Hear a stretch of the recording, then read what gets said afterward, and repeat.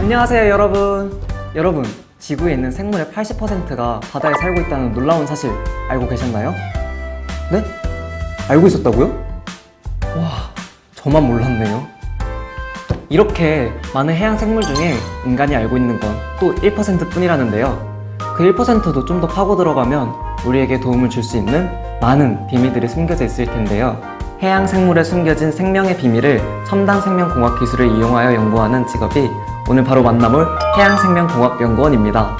해양생물의 세포나 미생물 수준이 아주 작은 단위까지 파고 들어가 인간에게 도움이 될 생물의 특성과 물질을 연구한다고 하는데요. 그럼 지금부터 해양생물의 비밀을 풀고 있는 부산의 국립수산과학원으로 함께 떠나볼까요? 저기서 어떤 분이 현미경을 되게 열심히 관찰하고 계시는데 너무 집중하셔서 좀 방해하기 그런데 제가 한번 가보도록 하겠습니다.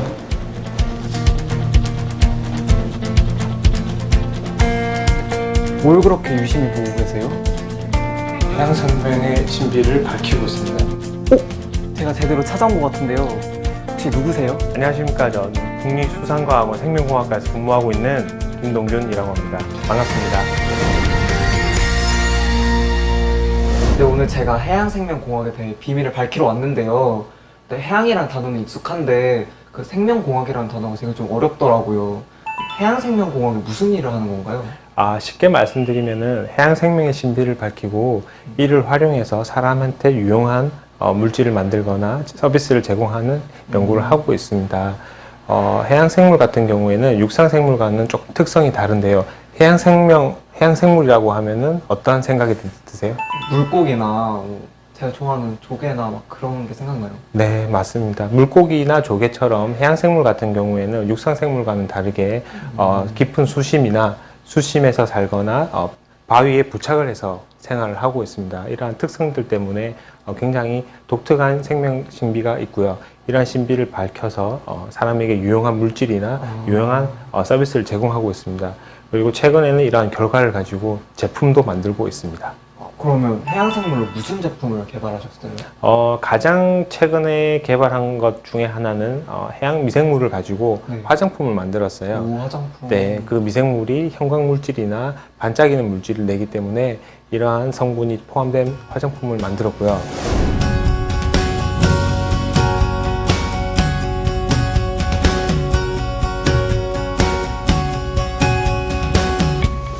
해양생물과 육지생물을 연구하는 방법은 다른가요?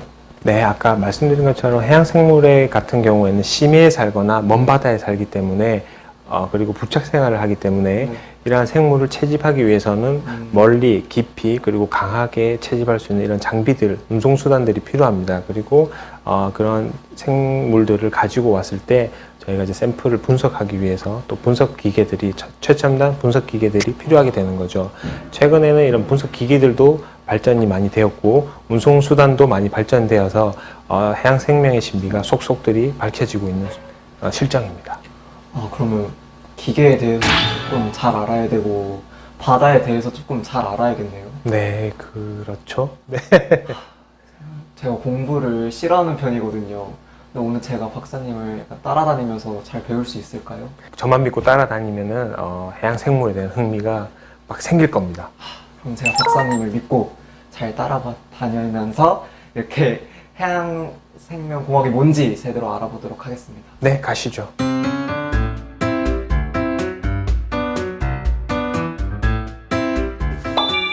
연구원들은 연구소와 사무실을 오가며 일을 하는데요. 하나의 연구는 몇 년부터 길게는 연구원 평생을 바치기도 할 만큼 다양하다고 합니다. 이런 연구원들의 하루는 진행하고 있는 연구를 점검하는 일로 바쁘게 지나간다고 합니다. 혹시 이건 뭐 하는 실험이에요? 지금은 해양 무척추 생물의 항균 펩타이드에 대해서 실험을 하고 있습니다. 무척추 동물이면 막 오징어나 조개류 막 그런 거예요? 네, 맞습니다. 해양 무척추 생물이라고 하면은 방금 얘기한 것처럼 오징어, 조개, 그다음에 해파리나 해삼 같은 생물들이고요. 이런 생물들은 자기의 몸을 지키기 위해서 보호물질을 만들어내고 있습니다. 그래서 그런 보호물질을 우리가 추출을 해서 특성을 연구해야 했고, 이런 연구 결과를 가지고 제품까지 만들려고 지금 연구를 하고 있어요. 가장 최근에는 전복 아시죠? 네. 네, 그 맛있는 전복에서 제가 제일 좋아하는 점. 네, 그 전복에서 항균 펩타이드를 개발을 했고, 그 개발한 걸 가지고 이제 특허까지 내기로 했습니다. 네. 나올 게 포스터로 하시면 되고, 주란쌤은 듣기만 해도 너무 어렵죠. 공부를 많이 해야 하는 느낌이 팍팍 오는데요. 이렇게 어렵고 복잡한 연구는 혼자서는 할 수 없고 팀을 이루어 함께 연구를 한다고 하는데요. 김동균 연구원님이 함께하는 국립수산과학원의 생명공학연구팀은 우수한 연구로 국제적인 인정을 받기도 합니다. 지난해 매년 세계적인 인물을 기록하는 마르키즈 후즈 인더월드에 생명공학연구원 5인이 동시에 기록되었다고 합니다. 세계 3대 인명사전으로 위대한 업적을 가진 인물이 올라가는 이 사전은 100년이 넘는 역사를 자랑하는 사전이라고 하는데요. 우리의 해양생명공학 연구가 세계적으로 어느 수준에 올라와 있는지 짐작할 수 있겠죠? 그 모든 것이 바로 해양생명공학 연구원들의 땀과 노력이 만든 성과라고 하니 왠지 뿌듯함이 느껴집니다.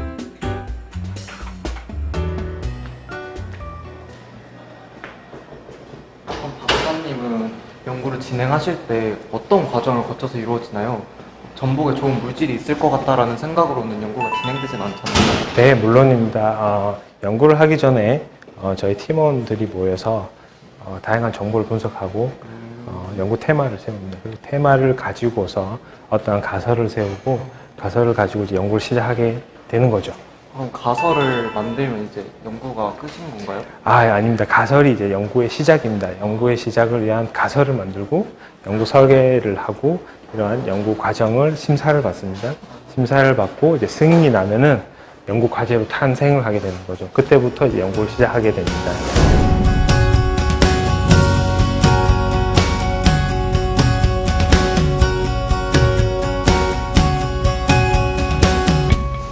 여러 가지 과정이 있네요. 네, 그렇죠. 박사님이 하신 연구들 중에서도 꽤 걸린 연구가 있나요? 저는 그렇게 많지는 않습니다. 짧게는 1, 2년에서 길게는 한 3, 4년까지 있는데 어떠한 분들은 5년 이상, 10년 이상 그리고 평생 동안 실험을 하는 경우도 있습니다.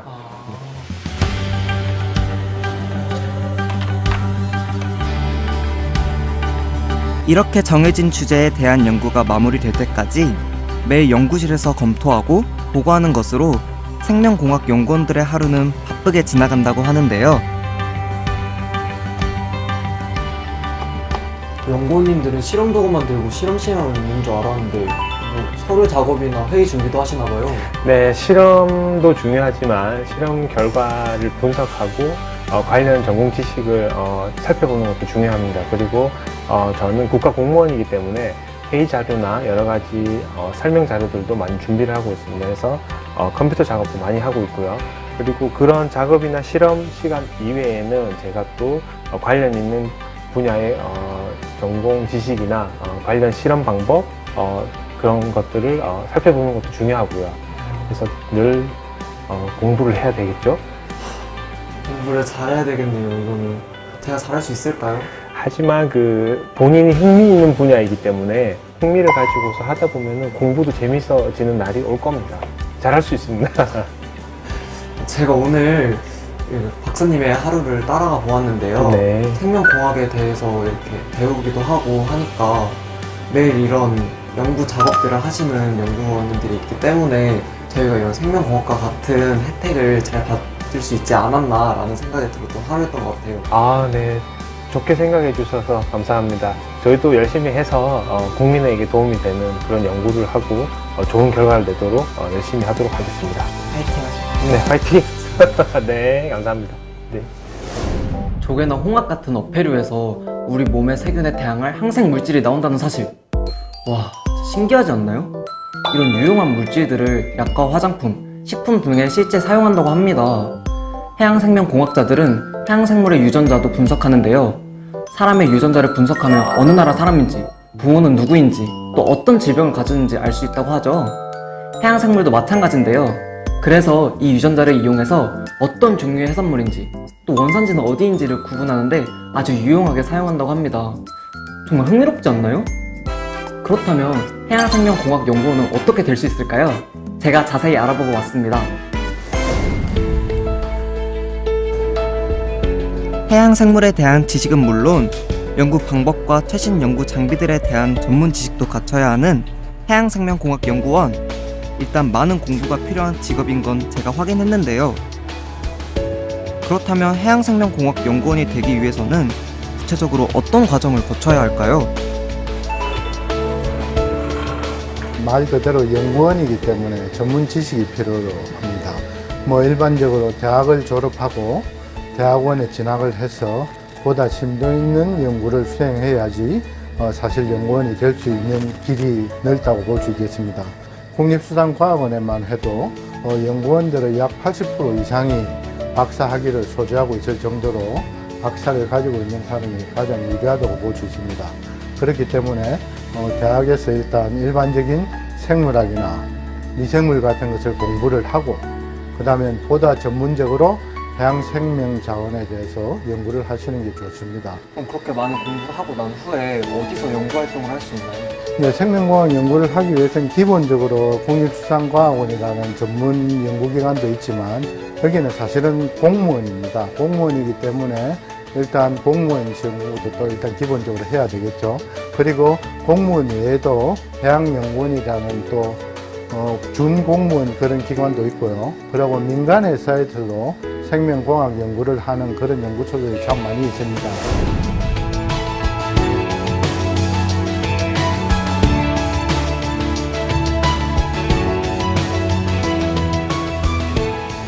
필요한 자격증 같은 게 있나요?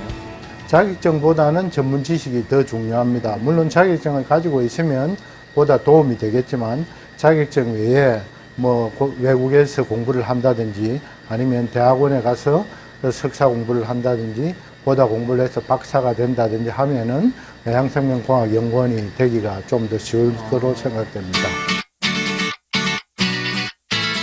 연구가 시작되면 결과가 나오고 또 우리가 사용하는 제품으로 나오기까지 매우 오랜 시간이 걸린다고 하는데요. 오랫동안 연구를 계속할 수 있는 인내심과 연구하는 분야에 대한 열정이 정말 필요할 것 같습니다. 그렇다면 해양생명공학연구원이 되려면 이 외에도 어떤 적성과 자질이 더 필요할까요? 기본적으로 생물이나 생명에 대한 관심이 필요할 것 같고요. 그리고 연구를 잘 수행을 하고 좋은 결과를 위해서는 세심한 관찰력과 그리고 분석력 그리고 정확한 판단력이 필요하다고 생각합니다. 그래야지 좋은 결과를 얻을 수 있겠죠. 그리고 이제 이런 연구 결과를 가지고 외부에 발표를 한다든지 제품화를 위해서는 많은 부분이 영어로 작성해야 되는 부분이 있거든요. 그래서 일정 수준 이상의 외국어 실력도 필요하다고 생각합니다. 네. 그럼 반대로 이 사람은 연구원이랑 좀 안 맞다 하는 사람들도 있을까요? 생물이나 생명에 흥미가 없는 사람이라고 할까요? 그런 분들은 조금 힘들 것 같습니다. 저도 많이 힘들거나 그만두고 싶은 과정이 많이 있었는데요. 그럴 때마다 그래도 제가 이 흥미가 있고 관심이 있기 때문에 그런 과정을 이겨낼 수 있었습니다. 끝없이 펼쳐진 바다. 그 바다에는 아직 우리가 모르는 무한한 바다 생물들과 그들에 대한 더 다양한 연구 방법들이 있을 텐데요. 막막하게 느껴지기도 하지만 또 그 안에서 보람을 느끼는 순간들이 있기에 김동균 연구원님은 즐거움을 느낄 수 있는 많은 기억들도 갖고 계신다고 합니다. 처음 실험하는 생물이나 시작하는 연구 과정에서는 많은 실패를 했었습니다. 그런데 이제 이런 실패를 성공시키기 위해서 밤새 실험도 하고 많은 전문가들한테 가서 조언도 구하고 그런 고생 끝에 실험을 성공했을 때 큰 보람을 느꼈고요. 그리고 이제 이런 결과를 가지고 논문이나 특허 그리고 산업화를 진행을 하게 되었는데 우여곡절 끝에 논문이나 특허가 나온다든지 제품이 나왔을 때 큰 성취감을 느낄 수 있었죠. 지구의 4분의 3을 차지하고 있는 바다. 그 넓은 바닷속 생물이 아직 너무나 많은 만큼 해양생명공학연구원이 해야 할 일도 정말 많을 것 같은데요. 아시다시피 육상 생물의 경우에는 많은 연구가 이루어졌고 지금은 이제 거의 모든 연구가 이루어졌다고 얘기를 하고 있습니다. 하지만 해양 생물의 경우에는 우리가 알고 있는 생물의 1%조차도 알려져 있지 않고 있습니다. 해서 연구할 분야가 너무 많은 거죠. 그리고 우리 미래 생활에는 생명공학 분야가 연결되지 않은 것이 아마 없을 겁니다. 따라서 이제 이렇게 생활 전반에 쓰이는 생명공학 기술을 연구를 해야 되고 이런 연구를 아직까지 연구가 되지 않은 해양생물에서 해양생물을 주제로 한다는 것은 정말로 발전 가능성이 매우 크다고 얘기할 수가 있죠. 오늘 진짜 생생한 직업 이야기 들려주셔서 정말 감사합니다. 바다의 넓이만큼 연구원님들도 되게 많은 연구를 하실 것 같은데 그럼 마지막으로 해양생명공학에 관심이 있는 친구들에게 한마디만 부탁드려요. 제가 오늘 너무 공부랑 연구 얘기만 해서 다들 해양생명공학 연구자에 대해서 부정적인 생각이 있으실 것 같은데요. 저도 공부를 싫어했었고 제 주변에 계시는 다른 연구원분들도 공부하는 것을 그렇게 좋아하지는 않습니다. 하지만 제가 관심 있는 분야에 그리고 흥미를 가지고서 공부를 하다 보면 더 재미있고요. 그렇기 때문에 뭐 이런 발전 가능성이 무궁무진한 분야에 도전을 하신다면 좋은 결과가 있으실 겁니다. 여러분도 그러면은 해양생명연구원에 도전하시기를 바랍니다. 여러분 화이팅!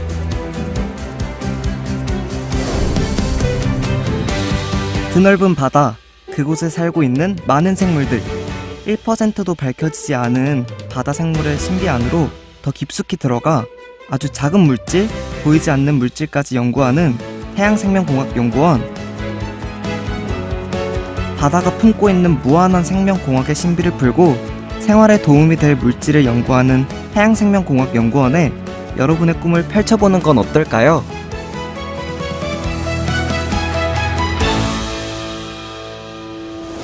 먹는 것으로만 알았던 전복, 홍합, 조개 등에서 약이나 화장품 또는 산업에 사용할 수 있는 물질이 나온다는 사실이 정말 놀라운데요.